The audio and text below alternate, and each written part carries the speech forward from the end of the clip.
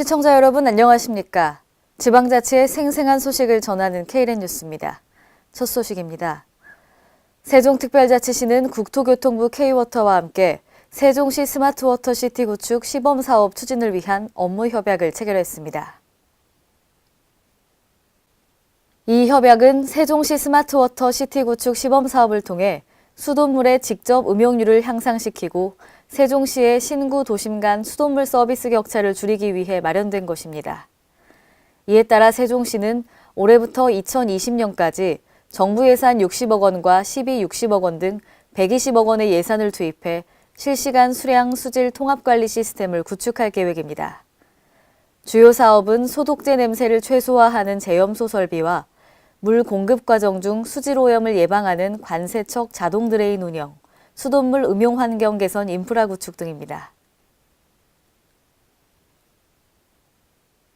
에너지 산업을 육성하는 데 중추적인 역할을 담당할 빛가람 창조경제혁신센터가 지난 8일 나주 혁신도시에서 문을 열었습니다.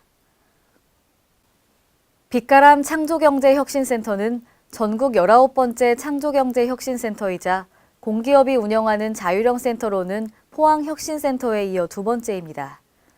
이날 개소식에서는 지방자치단체, 기업, 대학 및 연구원 등 44곳과 업무 협약을 맺었습니다. 한전이 운영하는 빛가람 혁신센터는 에너지 분야 창업, 벤처기업 육성 외에도 신산업과 연계한 지역혁신 지원 사업과 지역인재 육성도 맡게 됩니다. 또한 광주과학기술원, 전남대, 목포대 등과 함께 에너지 분야 과목과 교육 프로그램을 개설하고 한전 협력기업과 공동으로 창업 비즈니스 스쿨을 개설하며 에너지 분야 취업 박람회도 개최하기로 했습니다. 남원시 농기계 임대사업소가 농가의 영농 편익을 위해 올해 6억 1천만 원을 들여 농기계 40종 163대를 추가로 구입합니다. 이번에 추가 구입하는 농기계에는 여성 농업인들을 위한 관리기, 이식기, 운반차 등 여성 친화형 농기계 3종 7대도 포함됩니다. 또한 농기계 고장과 안전사고를 예방하기 위해 농기계 순회 수리반도 운영합니다. 수리반은 오는 16일 보절면 개신마을을 시작으로 11월까지 60개 마을을 순회할 계획입니다. 이항과 수학기에는 농기계 고장으로 인한 영농 차질을 막기 위해 현지 출장 수리도 진행합니다. 농기계는 연중 임대할 수 있으며 전화 방문 등으로 사전 예약하면 됩니다. 한편 남원시는 200 금지 인월 3회면 4곳에 농기계 임대 사업소를 설치해 남원시 모든 농가가 영농철에 편리하게 농기계를 이용할 수 있도록 하고 있습니다. 지난 8일 열린 국가식품 클러스터 발전 방안 정책 토론회에서 전북대 소순열 교수는 인력 양성의 필요성을 강조했는데요. 하지만 전북의 자체 공급 인력은 4천여 명으로 필요 인력의 절반에도 못 미치는 상황입니다. 보도에 김민화 기자입니다. 전북 익산 지역에 조성 중인 국가식품 클러스터의 발전 가능성을 높이기 위해서는 연구 경영 분야에서의 인력 양성이 필요하다는 주장이 제기됐습니다.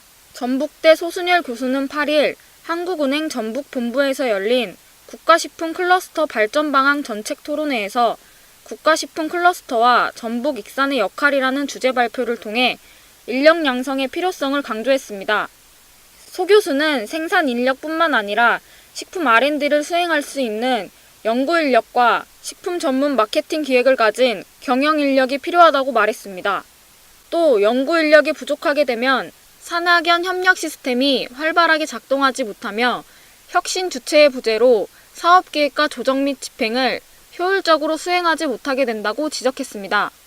이어 익산은 신설 내지 유치 계획에 있는 식품 특성화고 기능성 대학, 디자인 대학 등에서 식품기업 인력 고도화 과정 등을 적극 양성해야 하고 현장에 필요한 맞춤형 인력을 공급해야 한다며 대학, 연구기관, 지역사회 등의 인력에 관한 정보 제공의 중요성도 강조했습니다. 주종목이 있고 거기에 대해 연세대에 같이 사수라 이렇게 돼 있지 않습니까? 연구로서도 그렇고 인력으로서.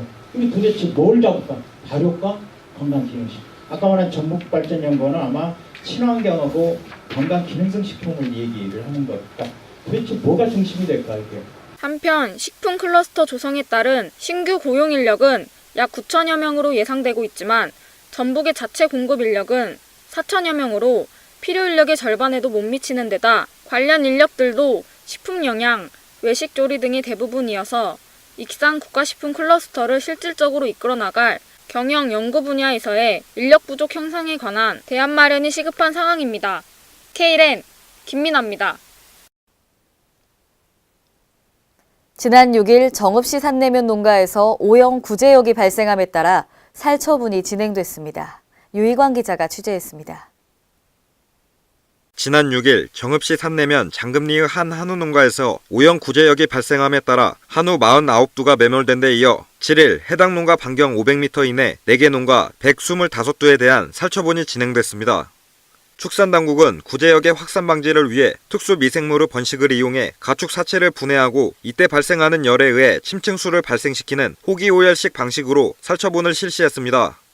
또 발생 농가에 인접한 통제초소 2개소를 운영함과 동시에 7일 24시까지 전파 가능성이 있는 우제류 가축 및 사람, 차량 등의 이동을 중지시켰으며 일제 소독을 진행했습니다. 특히 오는 13일까지 7일간 우제류에 대한 타지역 반출을 금지시켰으며 발생 농장 반경 20km 내 우제류 2018호 23만 3천 두에 대한 긴급 백신 접종을 실시합니다. 한편 구제역 확진 판정을 받은 한우 농장의 바이러스 항체 형성률이 5%에 불과했던 것으로 확인되면서 당국과 지방자치단체의 백신 접종 관리에도 문제가 있었던 것이 아니냐는 비난이 쏟아지고 있습니다. 구제역 같은 경우 소는 항체를 제대로 만들면 항체 형성률이 100%입니다. 이건 저희들이 책임을 통감하고 이건 일을 작년에도 나왔는데도 불구하고 또 항체 형성률이 거의 0%인 농가가 있다는 것은 저희들이 책임을 져야 되고 질책을 받아서 마땅한 상황입니다. 죄송하게 생각합니다. K랜 유희광입니다. 이상으로 K랜 뉴스를 마칩니다. 시청해주신 여러분 고맙습니다.